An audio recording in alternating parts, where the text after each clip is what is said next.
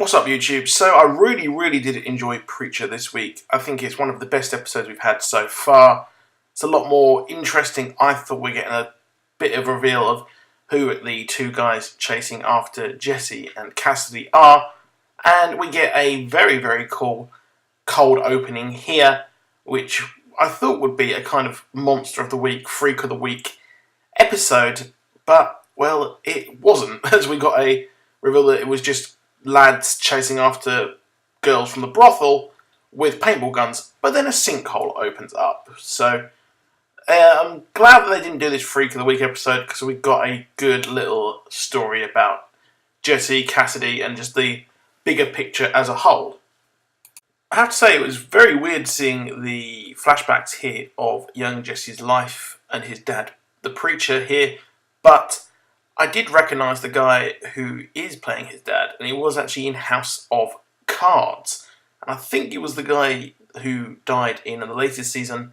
He was the bodyguard of Frank Underwood, who I think this actor was really good, and I'm excited to see him in more roles. So for the Pearl Girl at the start of the episode, we get a very small and pretty disrespectful eulogy here, which rightfully absolutely pisses off Ruth, and her anger needs to perhaps calm down, because she's going to cause a lot of issues here in the town. And I'm wondering when then she's actually going to link up with Jesse and they're finally actually going to kind of bury the hatchet and work together more. But we've got Odin here, who's pretty much just like, mate, people who work for me, can you just calm down and stop with the roughhousing? Which, yeah, he seems to not really give a shit, and is more worried that, well, the sinkhole may cause issues for him and his actual factory. One thing that's frustrating about this actual show is the problem where they seem to be doing too many storylines to fit into the show. I mean, we've got a storyline here with Preach and Emily, and then she has an unrequited love as well later on, and it does seem to be that these kind of storylines, these sub-storylines, are given the same credence as the storylines with the Angels, and also with Jesse using his power of his voice as well. So I think they maybe need to cut down on just how many that are actually coming through and how many threads are running through the episode, to be honest, because it just becomes a bit tiresome with parts and scenes which you're just not that interested in compared to the rest of the show.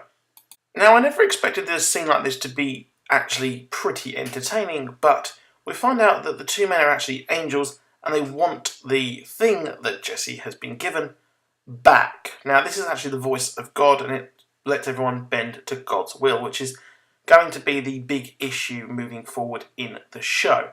Now, we find out that these angels, well, they're not actually that competent, and it's very implied that, well, they let the voice escape from heaven, and they're down on earth to actually get it back without anyone actually knowing, which is what pretty much happens in the comics.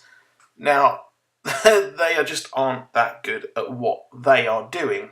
However, it's very entertaining to watch Joe Gilgun interact with these two angels here, and the taller of them, well, seems to like his life on Earth and liking the marketing for the big-ass Texan burger, which I found quite funny to watch.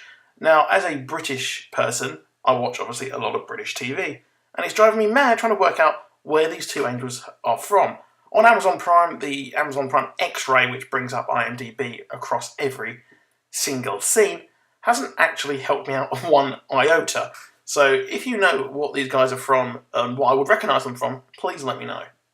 So seeing Cassidy on the floor here and also be pushed out of the window by Tulip here is also foreshadowing the storyline in the comics when those two actually get together, much to the behest of Jesse. Now, I'm not sure how much this reveal is supposed to tell us. Is it supposed to tell us that, well, Tulip knows now his secret, that he can survive this kind of fall and perforation? So it's going to be interesting how this moves forward, and you see her interacting more with the main storylines, as opposed to getting angry all the time. So at the end here, we get quite a big heel turn from Jesse, to use a wrestling phrase there. I'm very sorry if you're not a fan of men grappling each other, but this was a big thing for Jesse to actually do, and use his power with complete disregard for responsibility, because he's just saying, will you obey God, etc. So yeah, it's not a good thing. I expect this to bite him on the butt very, very soon.